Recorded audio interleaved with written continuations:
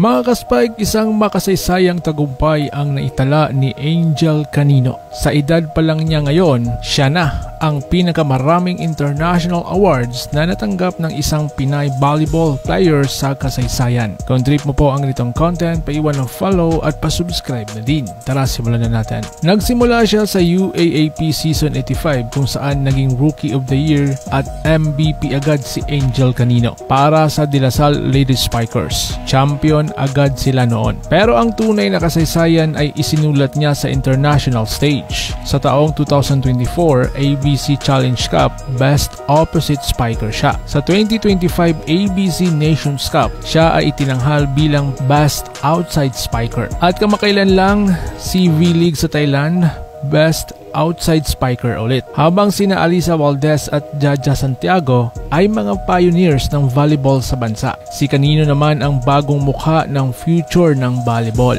Hindi man sila naglaban ng direkta, pero sa bilang ng international awards, lamang na dito si Angel Canino. Bukod sa mga awards, si Angel Canino ay isang inspirasyon sa mga kabataang atleta. Di lang siya scorer, she's a leader, a team player, at isang tunay na ace ng Alas Pilipinas. Kung hindi pa ito ang simula ng pagiging volleyball